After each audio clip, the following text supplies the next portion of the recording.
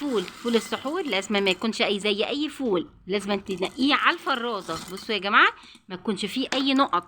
عجبك الفول عند العلاف هاتيه، ماشي، ما تحطوش وتغسليه وخلاص، غسلتيه وشطفتيه وتحطي، لا، نقيه وشوفي اي حاجه برضو هتلاقي بصوا دي لقيتها في وسط. بصي، مع ان شكل الفول تحفه، اياك تحطي ده بيبقى مرض في الفوله نفسها. زي ما قلت قبل كده في فيديو قبل كده، لازم نتاكد من نوع الفول يا جماعه، لان احنا مش بناكل وخلاص. بعد ما الاقي الفول عجبني وكويس، لا، انقي الفول لازم يبقى ايه، منظره جميل وما فيهوش النقط دي خالص. تاني حاجه، اخده كده شطفه.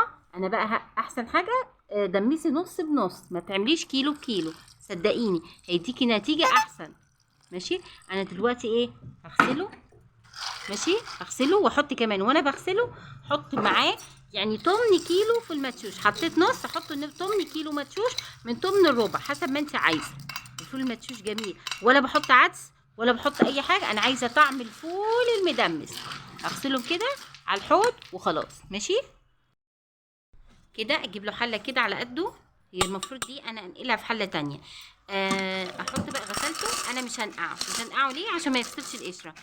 بدل ما تضطري تحطيه في الخلاط، لا، ما تنقعوش لو هو كان جديد.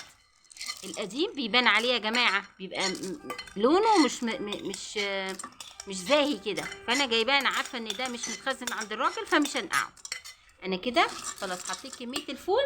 اعمل ايه؟ انا ما بحطش ميه سخنه، الميه السخنه مش حلوه مع الفول، صدقوني. حطوا ميه ساقعه عادي خالص. اعملوا الطريقه اللي انا بعملها في الفول دي بقالي كام سنه، بقالي اكتر من 10 سنين، بيبقى الفول تحفه وجميل.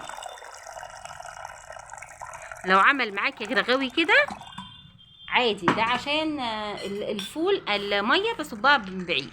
انا كده حطيت الفول والميه، اروح حاطه عليهم البنجر وخلاص. انا هغطي عليهم واسيبهم.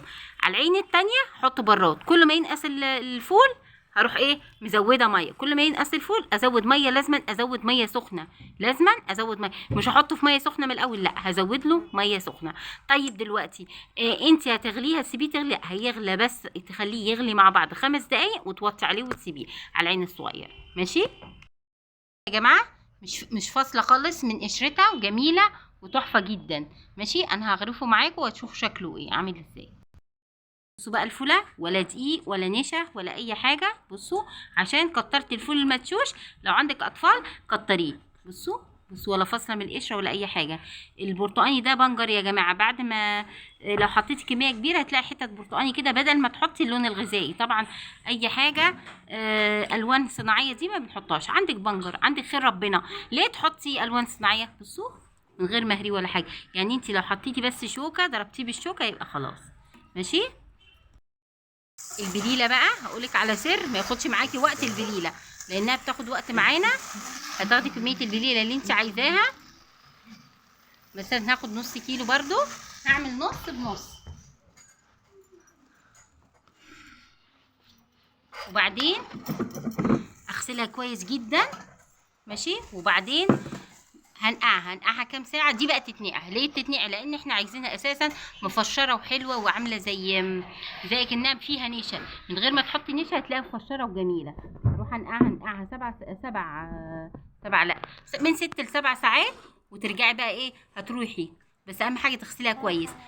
تروحي نقعاها ل7 ساعات، وبعدين تحطيها للنار نص ساعه بس تغلي، واقفلي عليها وسيبيها ساعه. هتلاقي بقى، وانا هوريكي منظرها دلوقتي. وكده شايفين، بمجرد بس ما نقعتيه من 6 ل7 ساعات، وبعدين نص ساعة يغلي على النار، طفيتيه سيبيه بقى فترة من الوقت، هيديك المنظر ده. أول ما يديك المنظر ده خلاص هتكيسيه وتحطيه في الفريزر. ممكن كمان هنحط عليه إضافة دلوقتي، أول مرة تشوفوه على القناة عندي، فول تاكليه. اسمعي كلامي، هاتي بقى حبة بليلة، طبعا من غير سكر، هتحطيه كده على الايه، على الفول. في ناس بتحط بليله على الفول، انا الصراحه ما بتبقاش مستويه، او ساعات دايما تتحرق مع الفول. فانا بعمل كده، بتبقى تحفه جدا يا جماعه، جربوها على ضمانتي. بصوا، تبقى جميله كده. جيبي بقى الفول، حطي الطحينه بتاعتك، وحطي زيت الزيتون او زيت ان شاء الله زيت تموين، والف هنا وشفا على اللي ياكله. بصوا يا جماعه، تحفه جدا. حطي بهاراتك، حطي ملح وكمون، الفول بيحب الكمون. المنظر ده.